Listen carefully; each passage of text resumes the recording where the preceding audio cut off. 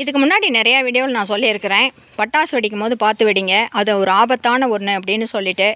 திருவிழாவில் மட்டும் யாருமே அதை காது கொடுத்தே கேட்குறதில்ல. எங்கள் ஊரில் 36 பட்டி கிராமமும் சேர்ந்து கொண்டாடுற மிகப்பெரிய 27 வருஷத்துக்கு ஒரு தடவை நடக்கிற மிகப்பெரிய விழா தான் இந்த திரௌபதி அம்மன் கோயில்.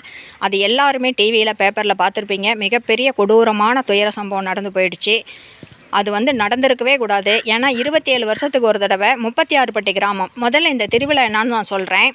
நேற்று வெள்ளிக்கிழமை நைட்டு பாண்டவர்களுக்கும் திரௌபதிக்கும் கல்யாணம் ஆகும். அது ரொம்ப பெரிய விசேஷம். இன்றைக்கி அவங்க அரசாங்க பதவி ஏற்றுக்குவாங்க. நாளைக்கு ஞாயிற்றுக்கிழமை தான் மிகப்பெரிய விசேஷம். அது என்னன்னா, தேர் இழுத்துக்கிட்டு போய் ஒரு மாளிகை கட்டியிருப்பாங்க. அதை தேர் வேகமாக போய் இடித்து அந்த மாளிகையை தூள் தூளாக நொறுக்கிறோம். அந்த மாதிரி அதுதான் விசேஷங்க. அந்த மாதிரி விசேஷந்தான் நாளைக்கு நடக்க இருந்தது, ஞாயிற்றுக்கிழமை. அதுதான் எங்களுக்கு ரொம்ப பெரிய விசேஷம். அந்த தேர்கள் இருக்கிற விசேஷந்தான், கல்யாணத்தை விட, அரசாங்கத்தை விட, மற்றது எல்லாத்தையும் விட. ஆனால் இதில் 36 பட்டியிலையும் ஒவ்வொரு ஊர்லேயும் ஒவ்வொரு மாரியம்மன் கோயில் இருக்கும். எங்கள் ஊரில் மேக்ஸிமம் சித்திரை மாதம் தான் மாரியம்மன் கோயில் பண்டிகை போடுவாங்க. ஆனால் இந்த திருவிழா வரும்பொழுது முன்னாடி போட்டு முடிச்சிடணும். பண்டிகையை முடிச்சுட்டு கோயில் சாத்திடணும், அல்லது பண்டிகையை போடாமல் தான் விட்டுறணும். அப்படி தான் எந்த கோயிலையும் எந்த விசேஷமும் நடத்தக்கூடாது. இந்த கோயில் திருவிழா கொடி ஏற்றிட்டாங்க அப்படின்னா, அது எந்த கோயிலாக இருந்தாலும் சரி, 36 பட்டி கிராமத்தில் இருக்கிற எந்த கோயில்லையும் பெரிய பூசை நடக்காது. சின்னதாக ஏதோ அப்படி பண்ணிகிட்டு இருப்பாங்களே தவிர பெருசாக எதுவுமே பண்ண முடியாது, பண்ணவும் கூடாது. அது எங்கள் ஊர் சட்டம்.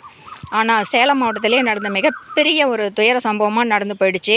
நாங்கள் ஒரு அம்மா நேற்று சொல்லிகிட்டு இருந்தாங்க, நடுத்தர வயசு அவங்களுக்கு 27 வருஷத்துக்கு ஒரு தடவை தான் வரும். திருப்பி பண்டிகை போடும்போது நான்லாம் உயிரோடு இருக்கிறேன்னா இல்லையே தெரில, நான் கண்டிப்பாக பண்டிகைக்கு போய் நான் தேர் இழுத்து அவங்க மாளிகை இடிக்கிறத நான் பார்க்கணுன்னு சொன்னாங்க. இன்றைக்கி காலையில் போயிருந்தேன்னா எண்ணெய் வச்சு தேரில் இழுத்துருப்பாங்க அப்படின்னு சொல்லி பேசுகிறாங்க. தயவு செஞ்சு மக்களுக்காகவாவது ஒன்று தயவு செஞ்சு புரிஞ்சுக்காங்க. இந்த பட்டாசு வெடிக்கிறவங்க அப்படி ஆர்வமாக வெடிக்கிறீங்க. ஒவ்வொருத்தரும் அப்படி தான் வெடிக்கிறாங்க. சின்ன வயசு பசங்கள்லாம் அதை ஒரு விளையாட்டாக நினச்சிக்கிட்டு வெடிக்கிறாங்க. அது செத்தாலும் போனாலும் வந்தாலும் நின்னாலும் எதுக்கு தான் அந்த பட்டாசு வெடிக்கிறாங்களோ. என்ன நடந்திருக்குது அப்படின்னா, மக்கள் சீர்வரிசை கொண்டுட்டு போயிட்டு இருந்துருக்குறாங்க. முன்னாடி வான வேடிக்கையோட பட்டாசு வெடிச்சிட்டு போயிருக்கிறாங்க. பின்னாடி முன்னாடி வெடிக்கிறவங்களுக்கு கொண்டு போய் கொடுக்கறதுக்காக ஒருத்தர் பெரிய பட்டாசு மூட்டையை 2 வீலரில் வச்சு பின்னாடி கட்டிட்டு வண்டி ஓட்டிகிட்டு போயிருக்கிறாரு. மக்கள் கூட்டம் நடுவில் போயிட்டு இருந்துருக்குறாங்க. இவர் ஒதுங்கிட்டு போயிடலாம் அப்படின்னு சொல்லிட்டு ஒதுங்கியிருக்கிறாரு. மக்கள் கூட்டமாக இருக்கிற இடத்துல போய் வண்டி மாட்டிக்கிச்சு. அந்த நேரம் என்னன்னா, மேலே போன பட்டாசு அந்த பட்டாசு மூட்டை மேலேயே விழுந்து அடுத்த செகண்டே வெடிக்க ஆரம்பிச்சிருச்சு. ஒரு மூட்டை பட்டாசும் வெடித்து யாருக்கும் 3 பேர் ஸ்பாட் அவுட்டு. நிறையா பேத்துக்கு தோல் உறிஞ்சு போயிடுச்சு. தோல் ஏங்க அந்த வெயிலில் நினச்சி பாருங்கள், தயவு செஞ்சு நினச்சி பாருங்கள். பட்டாசு வெடிக்கிறவங்களுக்கு எந்த ஆபத்தும் ஏற்படுறதில்ல. ஆனால் இந்த அப்பாவி மக்கள் எவ்வளோ பேர் எத்தனை பட்டாசு விபத்தில் சாவுறாங்க. சிவகாசியில் மட்டுமா சாவுறாங்க? அது போய் எங்கெங்கே வெடிக்கிறாங்களோ அத்தனை இடத்துலையும் சாவுறாங்க. உண்மையிலேயே கோவம்தாங்க எனக்கு வருது. சிவகாசியில் பட்டாசு தொழிலையே நிறுத்திட்டா பரவாயில்லன்னு, அவங்களுக்கெல்லாம் வேறு வேலை வாய்ப்பு கொடுத்து அரசாங்கம் வேறு ஏதாவது பண்ணணும் அப்படின்னுங்கிற மாதிரி தோணுது. இப்போ என்னன்னா, 27 வருஷத்துக்கு ஒரு தடவை நடக்கிற 36 பட்டி கிராமமும் ஒன்று சேர்ற, பல லட்சக்கணக்கான மக்கள் ஒன்று சேர்ற ஒரு நிகழ்ச்சி, ஒரு விழா இது. எனக்கெல்லாம் அப்போ ரொம்ப சின்ன வயசுங்க, ரொம்ப சின்ன வயசு. எங்கள் தாத்தா கையை பிடிச்சிட்டு போய் அப்படியே மலங்க முழிச்சிட்டு பார்த்த நிகழ்ச்சி இது. இப்போ போகலான்னு நினச்சிட்டு இருந்தேன். இப்போ இதெல்லாம் கொஞ்சம் போலீஸ் பாதுகாப்போடு என்ன சடங்கோ அதை மட்டும் பண்ணுவாங்க போல தெரியுது.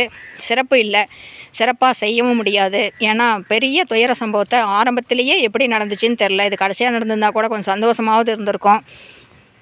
அவ்வளோ பேர் இன்றைக்கி செத்து போனவங்க மட்டும் இல்லை, நிறையா பேர்த்துக்கு காயம் ஆயிடுச்சிங்க, மேல் தோல் உறிஞ்சு போயிடுச்சு.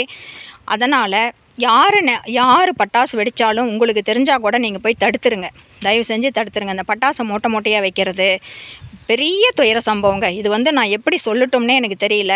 அவ்வளோ பெரிய துயர சம்பவம். ஏன்னா சந்தோஷமான 36 பட்டி கிராம மக்களும் ஒன்று சேர்ந்து அந்த தேரை இழுத்துக்கிட்டு வேகமாக போய் அந்த மாளிகை ஒன்று கட்டியிருப்பாங்க, அதை இடித்து நொறுக்குவாங்க. அது ரொம்ப நல்லாயிருக்கும். அது ரொம்ப நல்லாயிருக்கும். அங்கே 1,00,000 பேர்த்துக்கு மேலே கூடுவாங்கன்னு சொல்லிவிட்டு அவ்வளோ பாதுகாப்பு பண்ணி போலீஸ் போட்டு என்னென்னமோ பண்ணி கடைசியாக எல்லாம் போயிடுச்சிங்க.